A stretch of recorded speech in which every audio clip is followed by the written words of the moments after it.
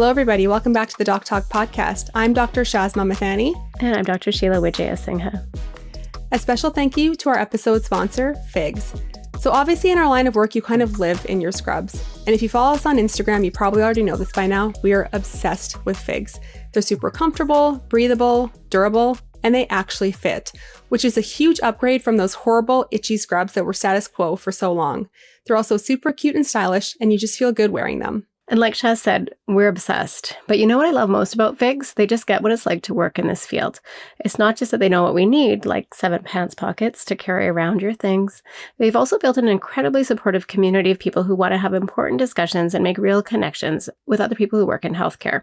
I've been to a couple of events they've done, and it's so refreshing for a brand to show up in such a real way.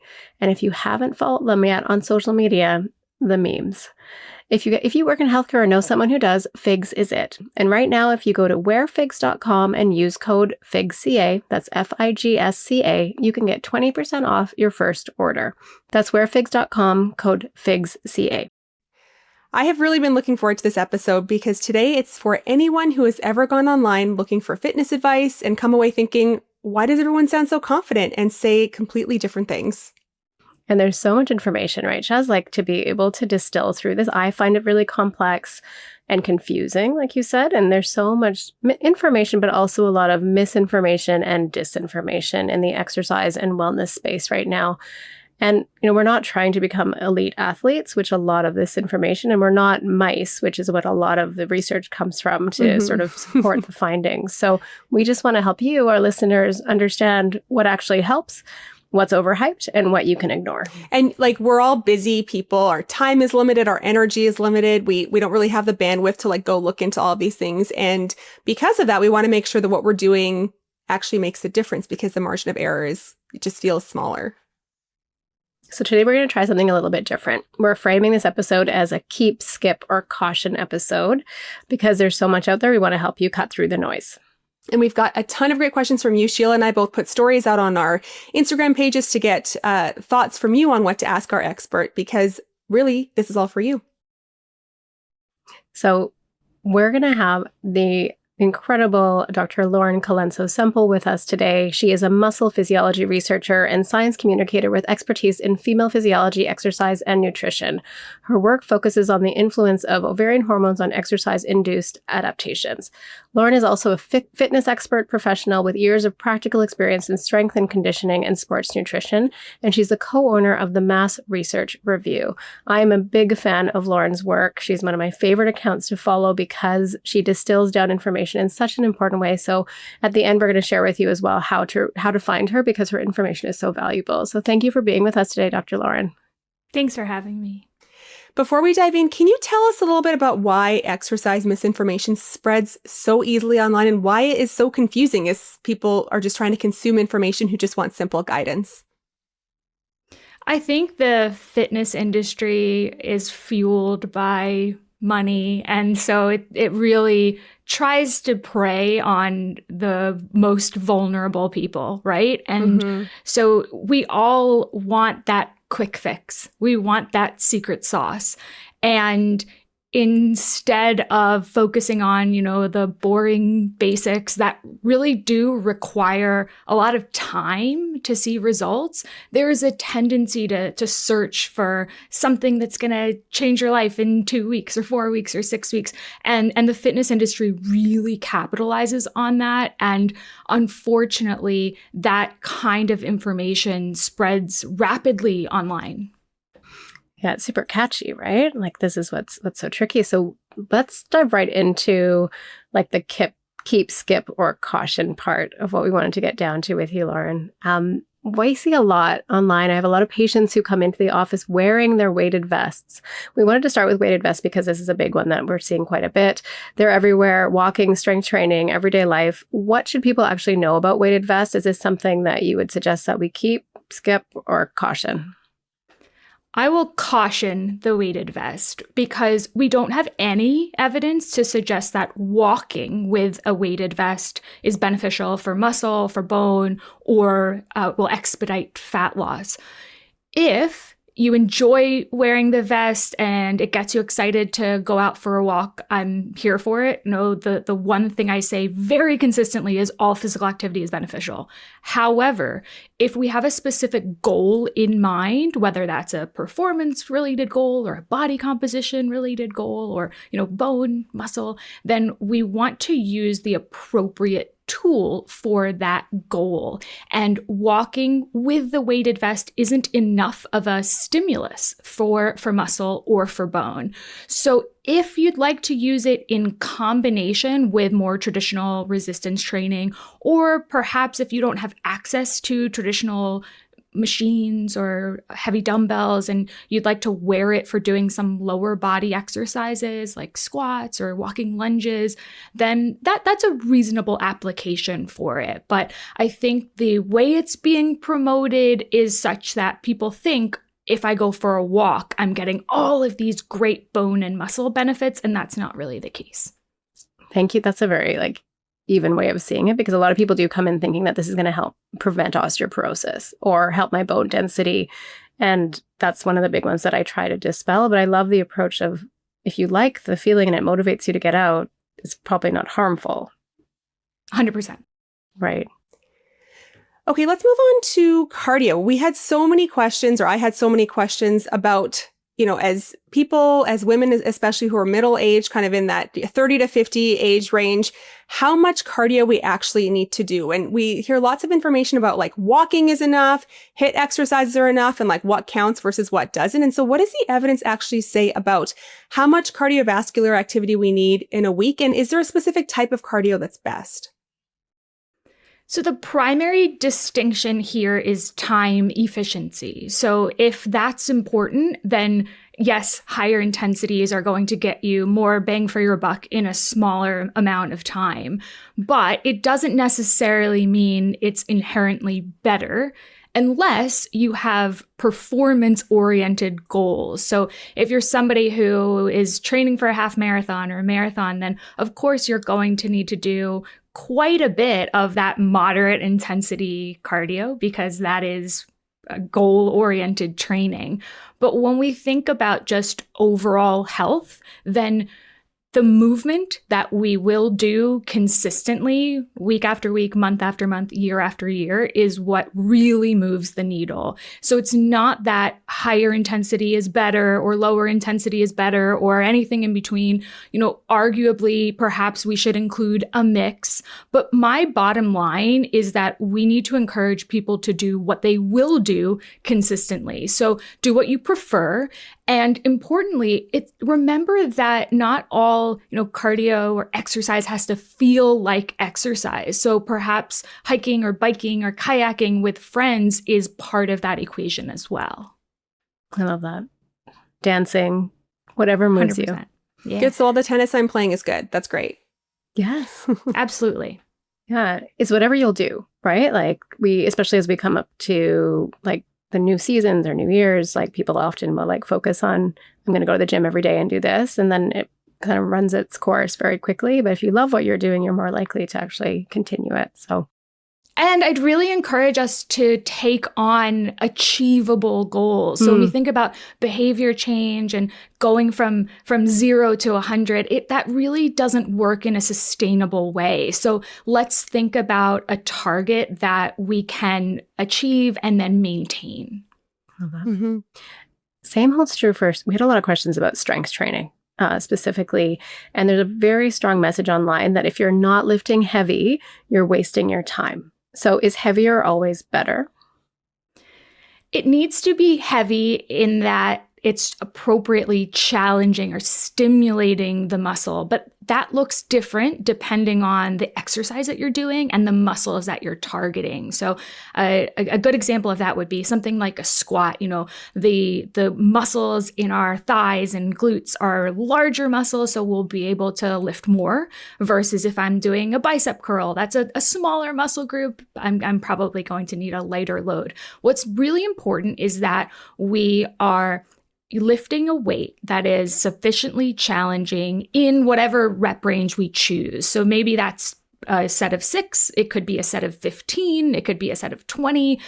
But when we get to that final repetition at the end of our set, we want to feel like we could only do maybe 1 or 2 more. And if you finish that set and you think, oh, I could definitely do another 10, that weight for that particular exercise is too light. And is there like truth to, because you always hear that adage of like lighter weights will tone more and like heavier weights is for bulk. Is there any truth to that? Not at all. Okay. So there used to be a model, and we would call this the kind of strength endurance continuum. And so the idea there was the highest loads will increase strength, and then those lowest loads would only increase muscular endurance, and then somewhere in the moderate range will increase muscle growth. But we know now, over the past decade plus of research in many populations, so men and women of all ages, that we can lift in any of those repetition ranges and achieve muscle growth, provided that we are close enough to what we would call failure, meaning, you can only do 1 or 2 more, and that we are achieving sort of strength that is relative to that rep range. So if we want maximal strength, meaning I can lift as much weight as possible one time, then yes, we need to be training in those lower rep ranges with those heavier weights. But if I'm exclusively training in like the 8 to 10, I'm going to get stronger in that 8 to 10 rep range. Okay. And what about in terms of like, so lots of questions about how often we should be strength training a week. I mean, it seems like there's been a shift recently, especially kind of in like the perimenopause, menopause space, like that age category of women in particular, about how strength training is a lot like kind of popular right now rather than cardio. And so like how, first of all, is that valid? And then I guess second of all, how often should we actually be strength training every week? So it's valid in the sense that we actually do achieve cardiovascular benefits from strength training. So it's not just a muscle-specific adaptation. Again, with a caveat that it depends on the type of exercises that you're doing. But we can achieve really measurable health benefits from a small dose. Let's say 2 30-minute workouts per week. But we can spread that out in even smaller doses if we wish. So let's say training frequency, meaning, how often I'm going to the gym, is really a function of overall volume. How much work am I doing in a given week? So I could do that, all in one day, or I can do that across 5 days or somewhere in the middle. And I'm still kind of achieving those same benefits. It's more about that overall volume. And then, of course, what's feasible for you, what fits in your schedule. Are we doing full body workouts, meaning maybe we don't train on back-to-back days, or are we dividing muscle groups? Are we doing an upper body and a lower body day, meaning it's pretty easy to train back-to-back? And does it matter, like full body versus part body? It doesn't. I would encourage anybody who is training 2 or 3 times a week, do full body. Okay. If you're training more frequently than that, it's possible that you might find your recovery is a bit impaired by 5 full body sessions. So then we might say, let's try an upper body, lower body alternating. Okay, that's very helpful. So along the similar lines, we had a lot of questions about protein and how much is needed to maintain your muscle mass, especially, in midlife. There's all these different calculations that people are using. And a big message that I get from my own patients is like, it's just very hard to get enough protein in to meet those requirements that are being shared. What's your take on that? And what is the evidence around like how much protein do people need to support their muscle mass, especially in midlife? This 1 gram per pound kind of comes from the bodybuilding community. Okay. It's never really been substantiated by the science. And the bodybuilding community is notorious for this sort of more is better attitude. So with that said, what we know from a wealth of data at this point is the current RDA, so that's 0.8 grams per kilogram of body weight. Everyone across the board agrees that's a bit too low. So we want to increase from there. And we see a measurable benefit from going from that RDA to, 1.2, 1.3 grams per kilogram. Now, from there, we can argue about how high we go. So there's some data that shows, going up to maybe 1.6 grams per kilogram, which is approximately 0.7 grams per pound, slightly under that. But that maybe you're getting a slight benefit on top of that. But above and beyond that, we don't really see any additional benefit. So what this looks like for most people is a high quality protein source, a sufficient dose, if you will, with each meal. And then maybe let's throw in a high protein snack or perhaps a protein shake to make sure that we're really kind of meeting that requirement. When you say high quality protein source, can you elaborate on that a little bit more? Sure. So we know you can get sufficient protein from either animal sources or plant sources. It becomes slightly more complex if we're going full vegan, because we want to make sure that we're kind of getting all of those complementary proteins. So when we think about getting a complete protein, beans and rice is a really classic example of we're combining these amino acids in a way that we're getting a complete protein source. But remember that it's more important about what we're getting sort of throughout the day and throughout the week and throughout the month than what we're getting in an individual meal. So it's less complicated than some people kind of try to make it out. And when we actually look at the pure protein sources, we can see very similar muscle adaptations with something like a whey protein, which is a very common dairy source, compared to a pea protein, which is a vegan protein source. Okay. So protein shakes are okay to supplement. I know there's a lot of questions around like heavy metals and protein shakes and all of these pieces. Do you get a lot of that question that in your world as well? Yeah, unfortunately, this was really misrepresented by the media. And when we think about heavy metals that exist in really many plants in nature, that's the reality.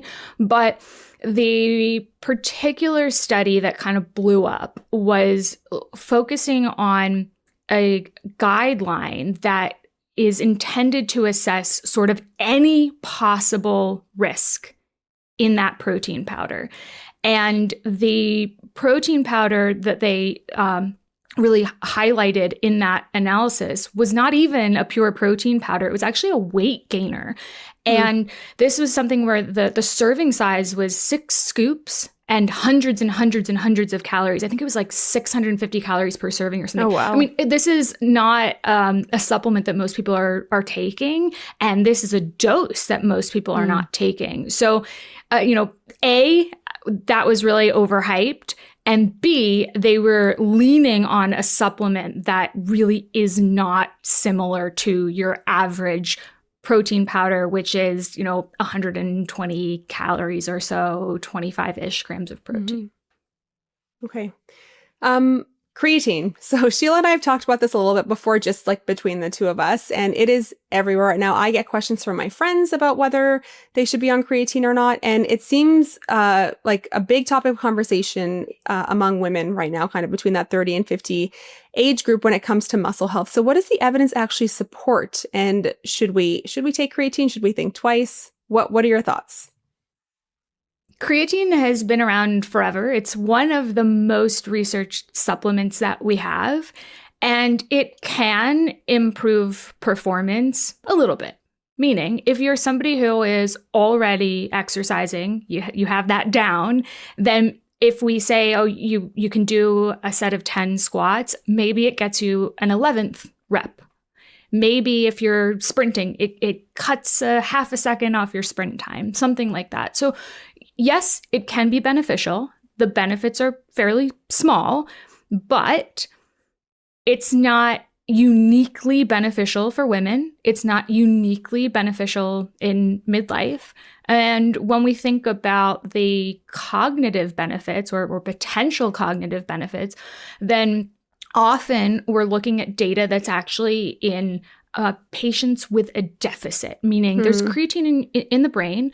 And now we're in some sort of scenario where we're going to have that deficit, meaning we are recovering from a traumatic brain injury, or we have diagnosed Alzheimer's, or we are dealing with a clinical depression, something like that, that is dissimilar in terms of brain chemistry from your average healthy individual. So the way it's being marketed as a kind of brain booster, the way that we might think of caffeine, for example, is a bit of a misunderstanding and a large jump from the current data that we have, which shows that high-dose creatine shows promising potential effects for those clinical populations, but that doesn't necessarily mean it's going to do anything for the average healthy person. Very helpful. The next question we get a lot and came up through the story request was around midsection weight gain, specifically in midlife. And I've heard you say, Lauren, before that targeting like ab workouts is not necessarily something that you recommend, which kind of broke my heart a little bit because I was hoping for a little support in this area myself. Can people change their body composition in their 40s and beyond? And what sort of myths like this targeted training do we need to let go of? We need to remember that the abs are a muscle like any other muscle. So if I am doing a bicep curl, then I'm going to target the bicep and increase the size of my bicep. So I want to do that with an adequate, challenging load like we talked about before. So when we think about ab training, the same rules apply. I want to do crunches under load if my goal is to actually increase the size of my rectus abdominis. And when we do that to the extreme, you're getting like a Ninja Turtle type result, right? They're going to pop out. Most women don't actually want that. Most women want to reduce the fat. Crunches do not do anything for body fat. And frankly, all exercise is a bit underwhelming if fat loss is the goal. So if we start exercising and we don't change our diet at all, the results are going to be a little bit disappointing, because when we start exercising a bunch and we don't change our diet or we don't monitor our diet, we often start eating a little bit more. And then as we exercise more, then our metabolism, components of our metabolism start to adapt a little bit such that we move a little bit less for the rest of the day during those non-exercise hours. So if fat loss is the goal, then we really need to address the diet, and exercise is definitely along for the ride. It's super important for body composition in general, because when we think body composition, it's not just about fat loss, it's about muscle maintenance or muscle growth. And it's also a key player in maintaining weight loss. So we definitely want the exercise piece, but we need to focus on the diet if fat loss is the primary goal. Your voice rings in my head whenever I finish a workout, and because I've heard you say this before as well, in terms of we move less the rest of the day. You got your workout in for that 30 minutes and you're like, I'm good. But I hear you now in my head. So I like make an extra effort to move a little bit more during the rest of the day, because it's not just a check and go for the rest of the day. So I appreciate that you say that so clearly. And now I'm going to hear that voice in my head going forward too. Yes. Lauren's voice is a very good motivator to have in your head. Let's talk cold plunges. So I have done cold plunges. I like them. I like the way that they make me feel, but you know me, I'm like very evidence driven. And so they are very much now framed as this wellness must do, and then pairing it with saunas and cold plunges in like a very specific order. What does the evidence actually say about the benefits of cold plunges? And like, does timing matter, especially around like strength training? I've read some things about how it can kind of increase muscle recovery and decrease soreness. So what can you tell us about cold plunges and the evidence behind them? So when we think about prioritizing recovery, we're typically talking, or at least we should be talking, to people who are doing a lot of exercise and they really need recovery. So if you think about an athlete in season, then, and they're playing, multiple games per week or something like that, then they are not adapting. Like, muscle growth isn't on the table for them. They're just sort of trying to survive, meaning recovery is important. And so then you're going to want to throw in things like ice baths or cold plunges or massage or anything that is going to make that person feel better, even if it's only a placebo effect. But recovery is the priority, not adaptation. But when we actually look at the data of immediate cold plunging post strength training, for example, then you are kind of blunting some of those signals that are promoting adaptation. So we don't necessarily want to finish our strength training session and jump into an ice bath. That said, there are definitely anecdotal mental health benefits, psychological benefits. People enjoy it. It kind of gives you an energy boost. It makes you feel good. And so in that sense, I think it's completely fine. We don't have evidence that women need to be following some specific protocol. In fact, we don't even have enough evidence to say what the protocol should be. And some of the data shows that it really doesn't make a major difference if you're cold plunging or not in terms of, feeling recovered or improving long-term performance. Recovery is a kind of subjective marker. So it's really difficult to measure. Mm-hmm. There are, even if we try to measure it in a blood marker like a creatine kinase, it's not great. And so often we're thinking, okay, what is recovery? Is it I feel ready for another exercise session? Is it I can repeat the performance that I did last week? There are different ways that we might measure it. So I would sum it up by saying, feel free to do it if you enjoy it. It's definitely not a must. I wouldn't overdo it, which I think most people don't, because it's difficult to stay in an ice bath for an incredibly long time. And don't overcomplicate it. If you're likely not exercising at a volume or an intensity at a frequency that worrying about these nuances of recovery modalities are going to be a make it or break it. So we're then really just focusing on how do you feel? What is your subjective recovery? And is this something that you enjoy kind of having in the mix?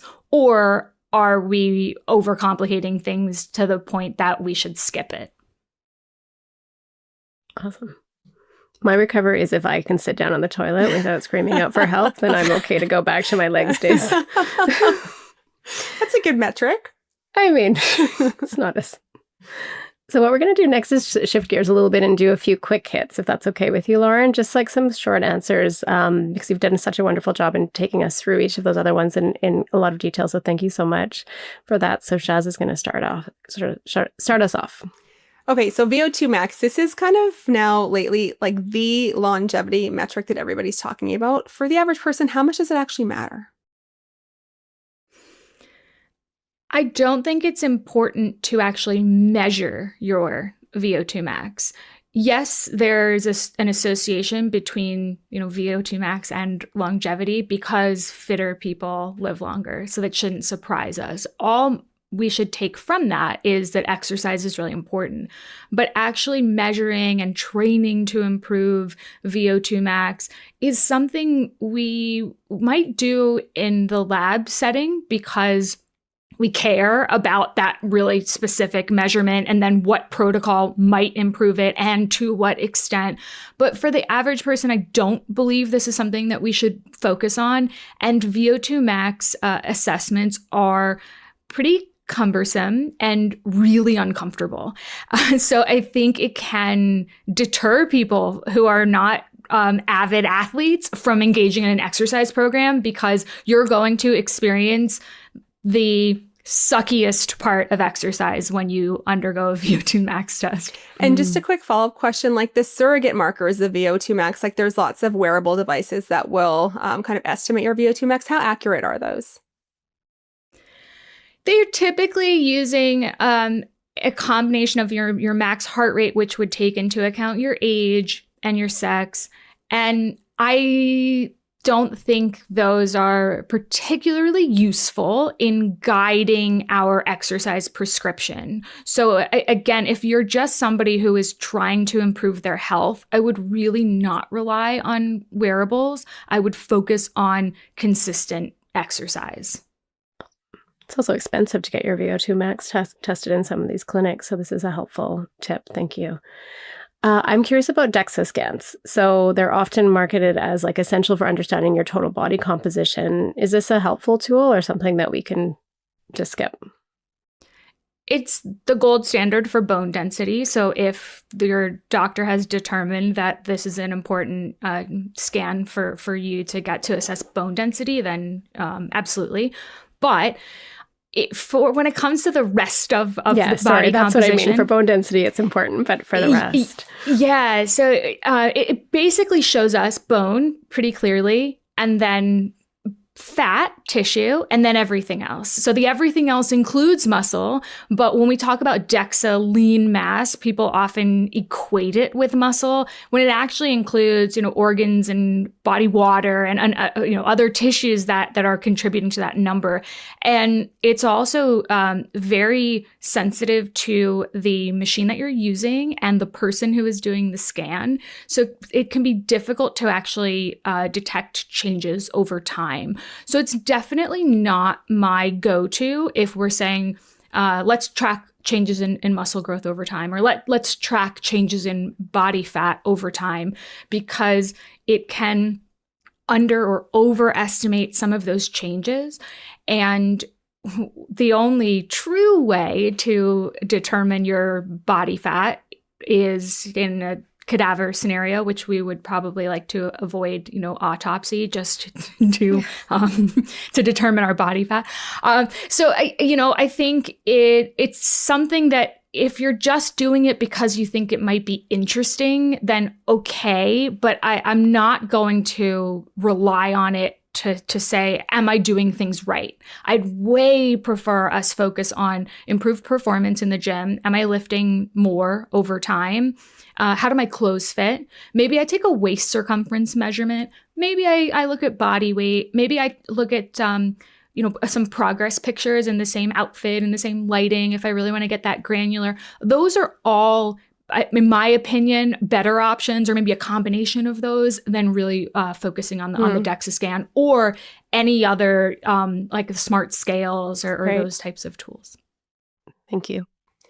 Okay, vibration plates. I have seen so many reels about vibration plates, lots of health and wellness influencers with the link in their bio on where they can get these vibration plates. I'm very skeptical of them. In fact, I put out a reel saying that I don't think that they're really valuable.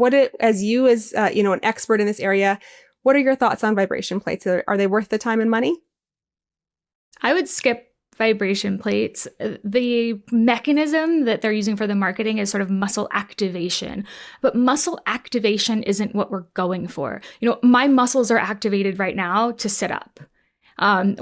So in order for us to actually get adaptations, and we just stimulate them, meaning move through a full range of motion under load. So we want to lengthen and shorten through muscle contraction. So by standing on a vibration plate, you're not getting any kind of unique benefit. When people think about lymphatic drainage, which is just super popular buzzword right now, if we want to improve circulation, then exercise is an amazing way to do that. And vibration plates are not giving us any sort of unique benefit on that end either.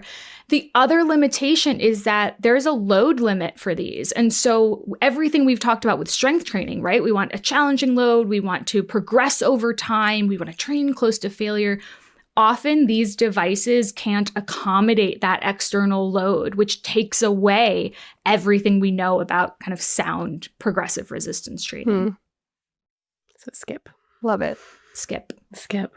Last quick hit, a big one that comes up again, Lauren, is around cycle timing and exercise. Because people will say, I could only exercise during this part of the month because I read somewhere that this expert told me that I should avoid it during this and avoid heavy weight lifts during this time.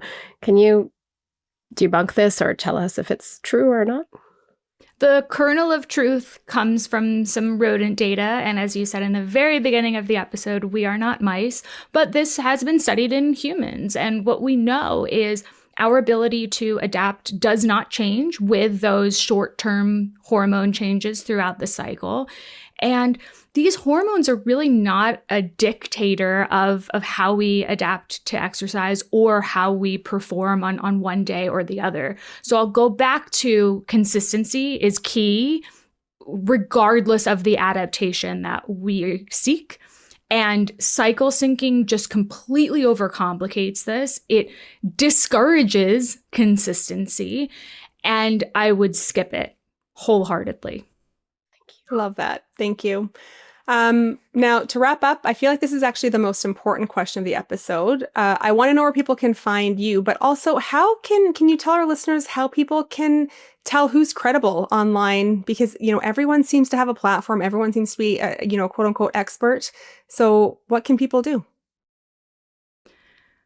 We need to remember that exercise should be goal-oriented. So any type of message that is, you must do this or you should never do that, skip that message because that ignores you as an individual. And that any good personal trainer, any good coach will always say, okay, what is your goal? What is your history? What is your skill set? What equipment do you have access to? How feasible is it for you to train once, twice, 3 times per week? And then, we go through all of those, and then you develop a program that's going to work for you that you will be able to adhere to, over the longer term. And any message that ignores all of that really key individualization is misleading. So I think we need to skip any blanket statements that either tell you must do one thing or you should absolutely avoid doing another. And we need to take information from people who communicate science in a nuanced way and who will say, this is what we know to date. Maybe because there are some things we have a lot of data on, right? Like the fact that strength training increases muscle size is not something anybody will ever debate. We have a wealth of data on that. But there are other things like the conversation we had about creatine and cognitive health. That's not a closed book yet, if you will.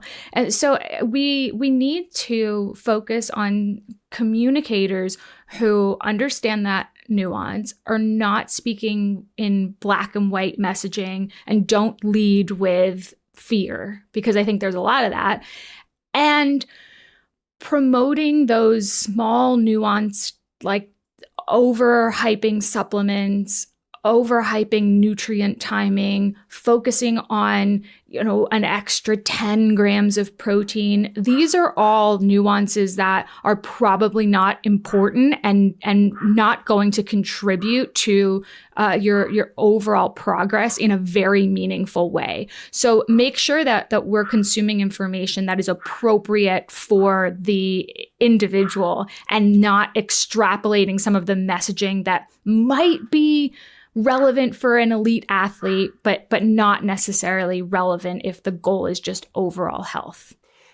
I love that so much. I mean, it really brings so much together. Can you tell our listeners where they can find you? Because you very much are a trusted source of nuanced information. Thank you so much. Yeah, I'm on Instagram. It's Dr. Lauren CS1. And what about your podcast, Lauren? Yes, I have a podcast, Front Page Fitness. I co-host with Eric Trexler, and this is a lighthearted podcast where we discuss some of the very silly headlines that we see in the fitness space, but we provide you with some helpful information along the way. Love it. It's a lot of helpful information. It is one of my favorite podcasts to listen to, especially as I work out. So Lauren, every time I listen and hear your voice, it sticks in my mind because you do share information in such a clear, nuanced way that both of us appreciate so much. And I'm so glad that you took the time. You have such a busy schedule. Thank you for taking the time out of your schedule to speak to us and our listeners today. Thank you so much. It was so much fun chatting with you both. It was so great to have you. And I think if our listeners take one thing away from today, it's that you don't need to do everything. And you definitely don't need to chase the trends out there. So as always, keep sending us your questions. And if this episode helped you, please share it with someone who's feeling overwhelmed by fitness information online. We'll see you next time on the Doc Talk podcast. Thank you for tuning in today to the Doc Talk podcast. A reminder that the Doc Talk is for general information purposes only. This podcast is not intended to replace medical advice from your doctor. While we are doctors, we are not your doctor. Always speak to your own healthcare provider for questions related to your personal health needs.